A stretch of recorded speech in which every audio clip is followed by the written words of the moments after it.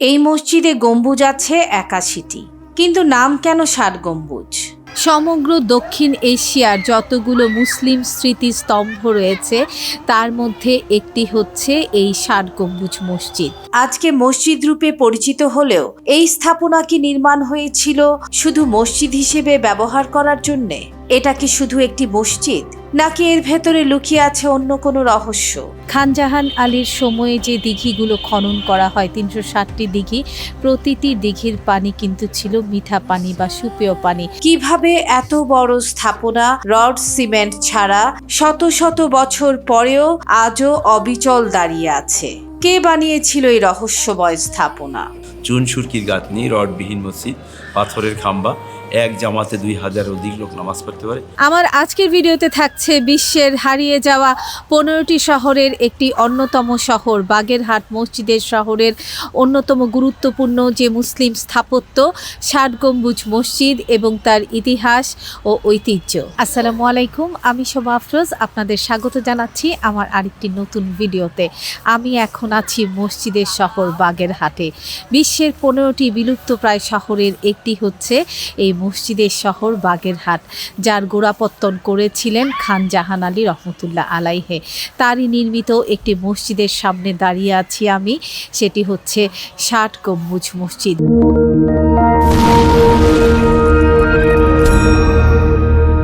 বাগেরহাট ৬০ গম্বুজ মসজিদ যাওয়ার জন্যে আমাকে দীর্ঘ পথ এবং লম্বা সময় ভ্রমণ করতে হয়েছে। ঢাকা থেকে এসেছি খুলনায়। এখানে এসে খুলনা সিটি ইন হোটেলে ছিলাম। সেখান থেকে অটো করে খুলনা সোনাডাঙ্গা বাস স্ট্যান্ড, এখান থেকে লোকাল বাসে করে যাচ্ছি বাগেরহাট ৬০ গম্বুজ মসজিদ। খুলনা সোনাডাঙ্গা বাস স্ট্যান্ড থেকে বাগেরহাট ৬০ গম্বুজ মসজিদের দূরত্ব ৩১ কিলোমিটার।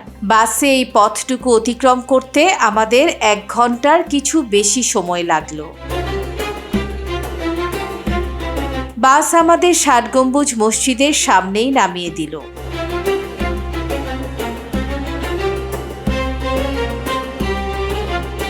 গেটের ওপর প্রত্নতত্ত্ব অধিদপ্তরের সাইনবোর্ড, পাশেই টিকিট কাউন্টার।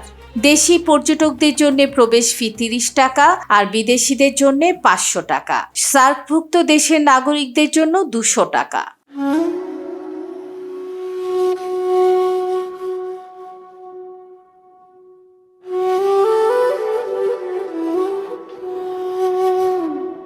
খোলামেলা জায়গা।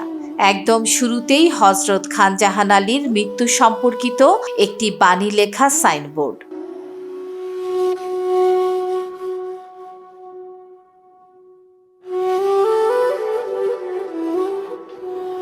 বাচ্চাদের জন্য আলাদা খেলার জায়গাও আছে এখানে।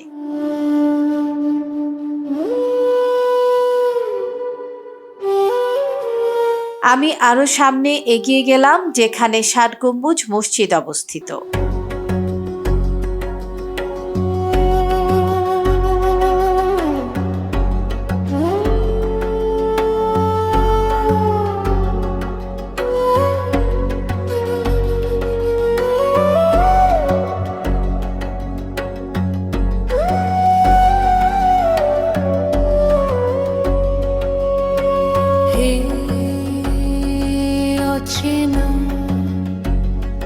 বাতাসে আমি হারাই,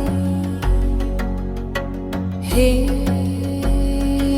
অচেনা বাতাসে আমি হারাই,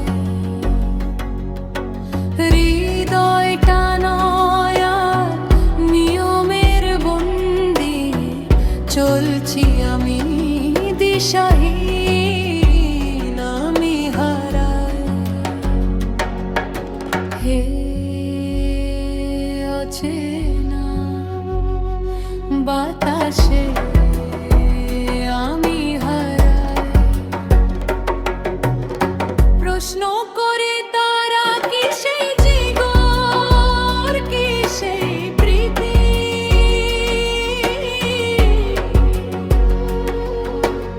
প্রশ্ন করে তারা কি সেই জীবন, কি সেই প্রীতি।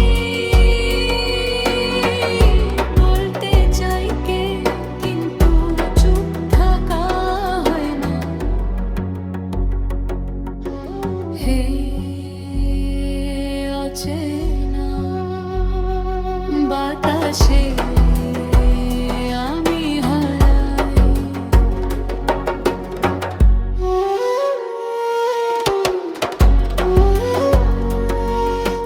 মসজিদের শহর বাগেরহাট, যার গোড়াপত্তন হয়েছিল 1400 শতকের শেষের দিক থেকে 1500 শতকের শুরুর দিকে, এই শহরটিকে ইউনেস্কো বিশ্ব ঐতিহ্যবাহী স্থান হিসেবে ঘোষণা করেছে। আর তারই একটি অংশ হচ্ছে এই 60 গম্বুজ মসজিদ।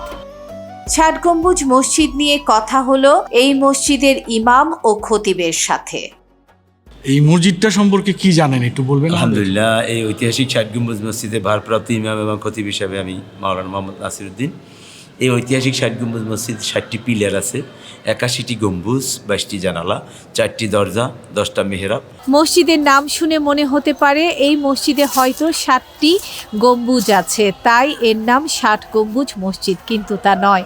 এই মসজিদে আসলে গম্বুজের সংখ্যা 77টি এবং চার কোনায় যে 4টি মিনার আছে, সেই মিনারের 4টি গম্বুজ সহ মোট গম্বুজের সংখ্যা দাঁড়ায় 81টি। কিন্তু মসজিদটির নাম মানুষের মুখে মুখে 60 গম্বুজ নামেই পরিচিত হয়েছে। আনুমানিক 600 বছর আগের মসজিদ। এই মসজিদের প্রতিষ্ঠাতা খান জাহান রহমাতুল্লাহ আলাইহ।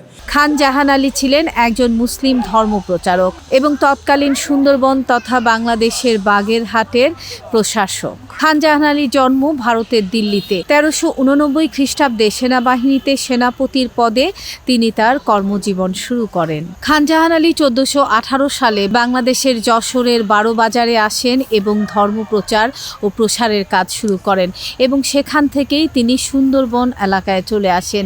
সুন্দরবনের কোল ঘেঁষে খান জাহান আলী রহমতুল্লাহ আলাইহে গড়ে তুলেছিলেন খলিফাবাদ রাজ্য, বর্তমানে যেটি বাগেরহাট। এই খলিফাবাদ রাজ্যে তিনি 360টি মসজিদ এবং 360টি দিঘি খনন করেছিলেন। এই 360টি মসজিদের মধ্যে সবচেয়ে বড় স্থাপত্য শৈলীতে অনন্য মসজিদ হচ্ছে এই 60 গম্বুজ মসজিদ। তিনি ছিলেন একাধারে সুন্দরবন অঞ্চলের গভর্নর এবং একজন আধ্যাত্মিক পুরুষ। যদিও তার জন্মস্থান ভারতে, কিন্তু তিনি এসেছিলেন যশোরের বারোবাজার এবং সেখান থেকে এই বাগেরহাটে আসেন। চুন সুরকির গাঁথনি, রডবিহীন মসজিদ, পাথরের খাম্বা, এক জামাতে 2000 অধিক লোক নামাজ পড়তে পারে। আর গম্বুজটা এই 7টাই গম্বুজ, 7 গম্বুজ 7 গম্বুজ বলতে বলতে জনশ্রুতি তৈরি করছে 60 গম্বুজ। আসলে 81 গম্বুজ 60 খাম্বুজ এবং এই মসজিদের লম্বা 160 ফিট, চওড়া 108 ফিট। সুলতানি আমলে নির্মিত এই 60 গম্বুজ মসজিদটি বাংলাদেশের সবচেয়ে বৃহত্তম স্থাপত্য শৈলীতে অনন্য একটি মসজিদ। এই মসজিদটি বহু বছর ধরে বহু অর্থ খরচ করে নির্মাণ করা হয়েছিল। এখানে যে পাথরগুলো ব্যবহার করা হয়েছে সেগুলো আনা হয়েছিল রাজমহল থেকে। আর এই মসজিদের নির্মাণ শৈলী হচ্ছে তুঘলকি এবং জৈনপুরী। এই যে নিচের যে আমরা পিলারগুলো দেখছি, এগুলা কি ওই সময়ের আমলে? হ্যাঁ, এইগুলা এই খাম্বাগুলো সব পাথরের, তৎকালীন আমলের। এটা বাংলাদেশ পিরিয়ডের নয়, আনুমানিক 600 বছর আগের এই পিলারগুলো না? এবং যেভাবে স্থাপন করেছে সেইভাবেই আছে, এর কোনো পরিবর্তন ঘটেনি। আর এমনি তো কিছুটা বোধহয় হ্যাঁ, রিকনেকশন। এখানে রিকনেকশন উপরে ওই 7 গম্বুজগুলো সংস্কার করা হয়েছে, ফ্লোরটা সংস্কার করেছে। আর মসজিদে 3 সাইডের ওয়াল গভর্নমেন্ট এটা সংস্কার করছে। মূল স্ট্রাকচারটা আছে, শুধু যেটা বিশেষ নষ্ট হয়ে গেছে ওইটা সংস্কার করা লাগবে।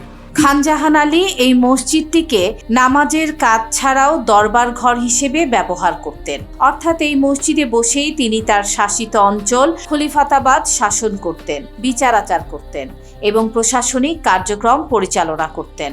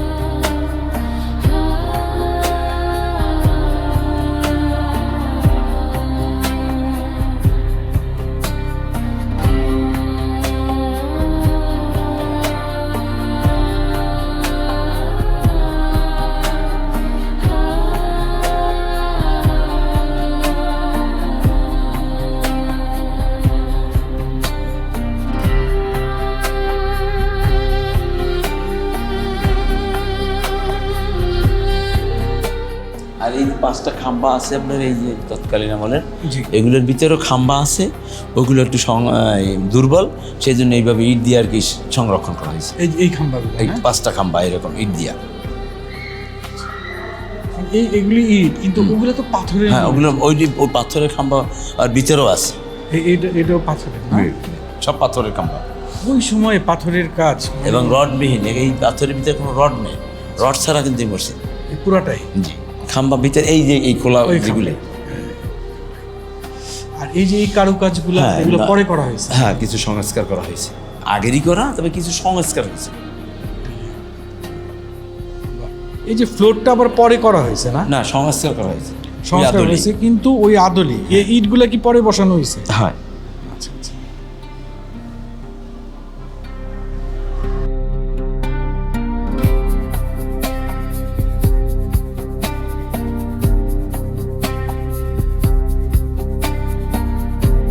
আমি এখন চলে এসেছি মসজিদের পেছন দিকটায়। এদিক দিয়ে আরেকটি গেট রয়েছে। এই গেটটি দিয়ে বের হলেই হযরত খানজাহান আলী নির্মিত ঐতিহাসিক ঘোড়া দিঘি। এখন আমি যাচ্ছি সেই দিঘিটির পাশে, আপনাদেরকে দেখাবো চমৎকার সেই দিঘিটি।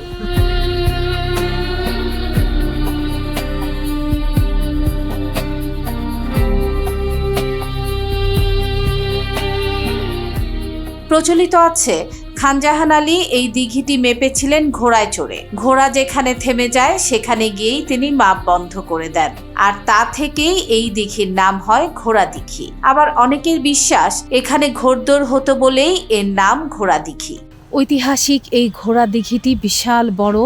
এর চারপাশ ঘিরে রয়েছে গোলাপি শাপলা ফুল, পদ্ম ফুল।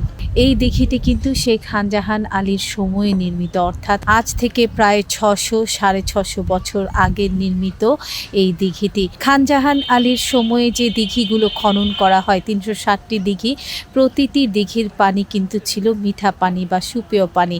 কারণ এই যে এই বাগেরহাট অঞ্চল, সেই সময় এখানে সব লবণাক্ত পানি ছিল, যে কারণে এই অঞ্চলের মানুষদের সুপেয় পানির অভাব ছিল।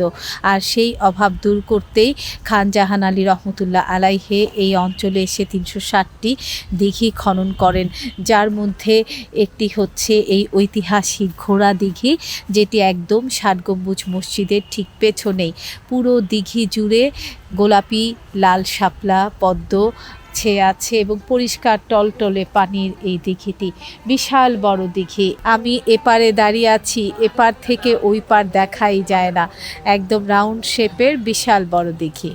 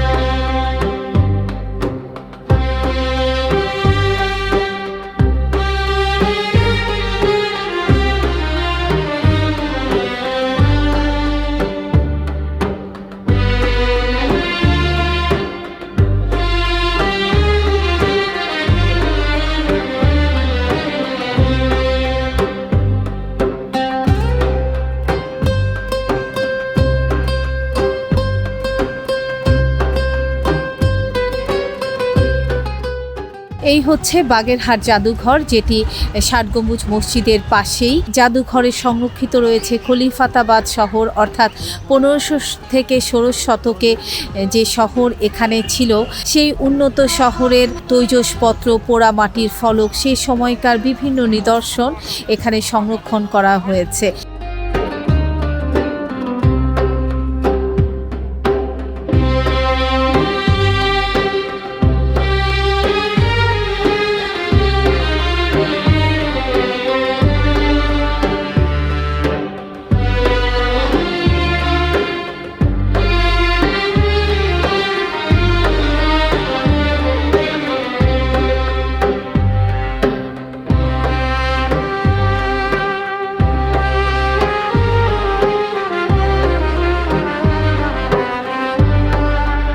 এছাড়াও সবচেয়ে আকর্ষণীয় যে বিষয়টি সেটি হচ্ছে এই জাদুঘরে রয়েছে হযরত খান জাহান আলীর কুমির কালা পাহাড়, তাকে ওইখানে সংরক্ষণ করে রাখা হয়েছে। বলা হয়ে থাকে হযরত খান জাহান আলী যখন এই বাগেরহাটে আসেন তখন তিনি কালা পাহাড় এবং ধলা পাহাড় নামে দুটি কুমিরের পিঠে আরোহণ করে এসেছিলেন। তারই একটি কুমির কালা পাহাড় মারা যাওয়ার পর এখানেই তাকে এই জাদুঘরে সংরক্ষণ করে রাখা হয়। এই জাদুঘরে এলে আপনারা দেখতে পাবেন সেই সময়কার প্রাচীন যুগের আজ থেকে 600 থেকে 650 বছর আগের বিভিন্ন তৈজসপত্র, মাটির পাত্র, পান পাত্র সব কিছুই এখানে সংরক্ষণ করে রাখা আছে। এছাড়া রয়েছে বিভিন্ন প্রত্নতাত্ত্বিক স্থাপনার ছবি।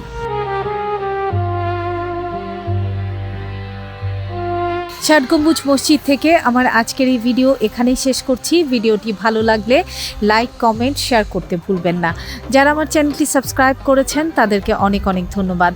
আর যারা এখনও আমার চ্যানেলটি সাবস্ক্রাইব করেননি তাদেরকে অনুরোধ জানাচ্ছি, প্লিজ আমার চ্যানেলটি সাবস্ক্রাইব করবেন, বেল বাটন প্রেস করে রাখবেন যেন নোটিফিকেশন পাওয়ার সাথে সাথে ভিডিও দেখতে পারেন।